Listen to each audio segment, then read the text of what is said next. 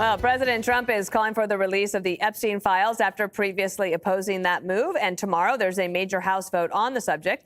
The president explains this: "We have nothing to hide, and it's time to move on from this Democrat hoax perpetrated by radical left lunatics in order to deflect from the great success of the Republican Party." And he had more to say in the Oval Office. We have nothing to do with Epstein. The Democrats do. All of his friends were Democrats. All I want for people to recognize a great job that I've done on pricing, on affordability, because we brought prices way down, but they're going way lower. Just a Russia hoax as it pertains to the Republicans. We'll give them everything. Sure, I would. Let the Senate look at it. Let anybody look at it. But don't talk about it too much, because honestly, I don't want to take it away from us. It's really a Democrat problem. This comes as Democratic Congresswoman Stacey Plaskett of the U.S. Virgin Islands was caught exchanging text messages with Jeffrey Epstein about how to hurt Trump during a 2019 hearing with Michael Cohen. The Washington Post, who first broke that story, matching up the timestamps of her text and video from the hearing. Even today, in a written submission that contradicted your testimony, you have suggested you are going to review that. Are you going to review it in our next break to correct the record, yes or no? Yes. Question: you helped out the president's campaign or were involved in the campaign as a representative, as a spokesman, even in your words today. It was your idea for the campaign. Mr. Weisenberg and other individuals, Ms. Rona, who are those individuals? Are they with the Trump organization? They are. Are there other people that we should be meeting with? And we reached out to Plaskett's office. We have not gotten a response. Jesse, let's go to you first. Will this House vote and getting all of this out finally put an end to the story? Never, Dana. Okay. Never, because you can't release everything. A lot of they're going to say national security, and they'll be able to hold that back.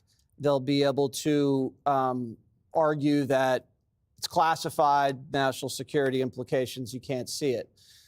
It looks like Massey just has a vendetta against Trump. You know, these margins are so small. So he just goes over to the Democrat side. You get every Democrat plus Massey, and they release this thing. And so Trump's like, fine, flush it out. You want it, you got it. I'm going to give you whatever we got. It's not going to be everything, but it'll be some. Axios says whatever's out so far is already no smoking gun. There's already an email where in the email, Epstein says, quote, Trump never got a massage. Epstein's lawyer says Trump was clean. Maxwell said he was clean. Not a single victim has come forward and said Donald Trump did anything. So I think we could put that to rest. If Epstein had anything, he would have blackmailed Trump in the first term. If anybody had anything, there were 3 elections that went through. They would have used it then. They were making up a P-tape to blackmail him with. If they had a massage tape, that definitely would have already come out. It looks more and more like this guy was intelligence. He was an FBI informant right after the financial crisis. He's back-channeling with the Russians. He's back-channeling with the Saudis. He's got the former prime minister of Israel staying at his place. Michael Wolff's column that had been spiked just dropped. They have Gates over at the House. They have the head of the Nobel Peace Prize Committee over at Epstein's house. The Australian Prime Minister. It turns out Epstein's on the Trilateral Commission. The Trilateral Commission? I mean, Jesus, how deep does this go? Harold, do you think that Democrats like Plaskett, when all of this comes out, are just going to pick and choose whatever they want from this report to try to make their case? I don't think they'll be able to do that. I think when you say they are going to, who is they? I'm just trying to figure out. Do you mean the Justice Department or? Yeah, in 30 days, if this passes, Justice Department's going to have to release everything. That means whatever the FBI, the Department of Justice I just want to make found out, they're going to have to release victim statements, whatever is not sealed or grand jury testimony, they're going to have to release. So then I don't look at this politically at all. I think wherever the chips may fall, let the chips fall. President Trump campaigned on this in 2024 and a lot of his supporters in 2020 as well. And they make the case that Democrats didn't release this when Joe Biden was in office, and they're right. But now, with all of the energy around this, again, this is not something I wake up thinking about or go to bed thinking about, but the only way you're going to put it to rest, I tried to say last week, was full transparency. And it seems like we're getting closer to that.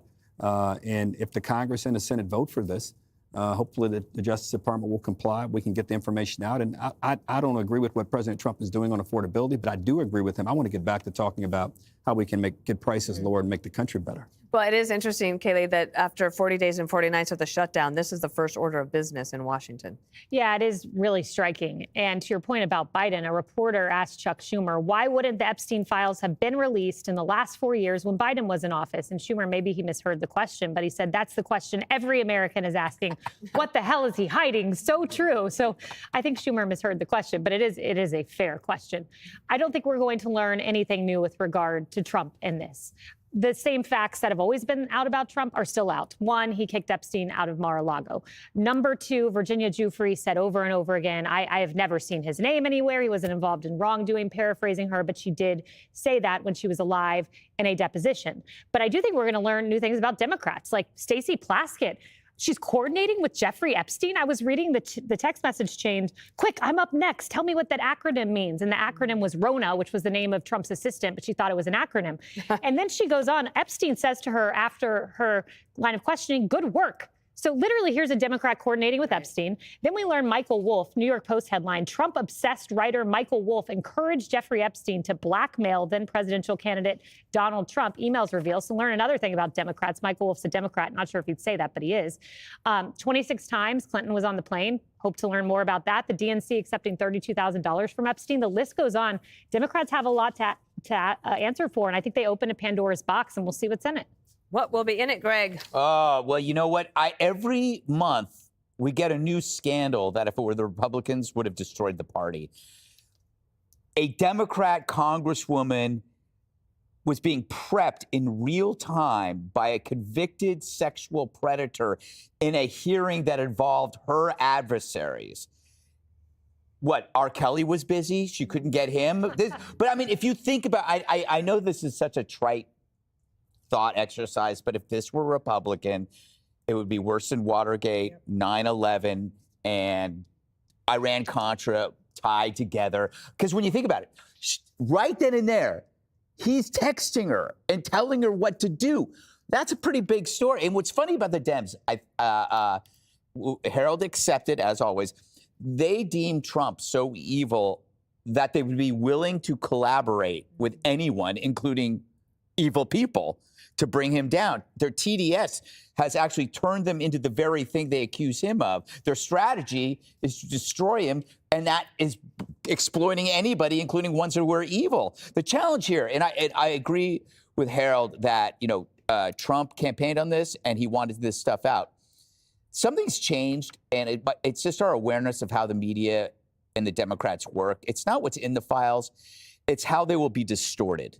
The media is saying, oh, what are you scared of this stuff? That's like a maniac on the subway saying, what are you scared of this knife for?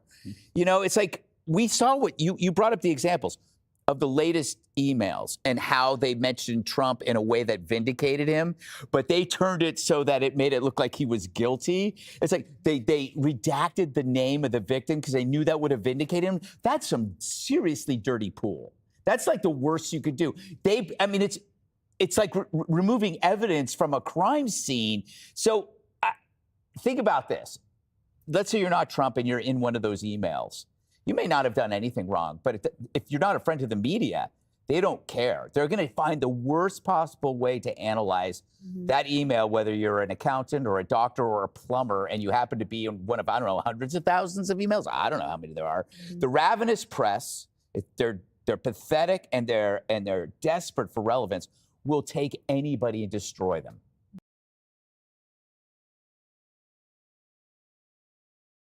Ravenous, he has a ravenous appetite for success. Deflect. He tried to deflect the question. Trite. As a trite thought exercise, consider what would happen if humans could live forever.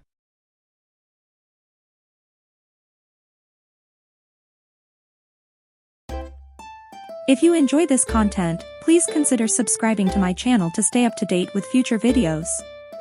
Thank you for watching.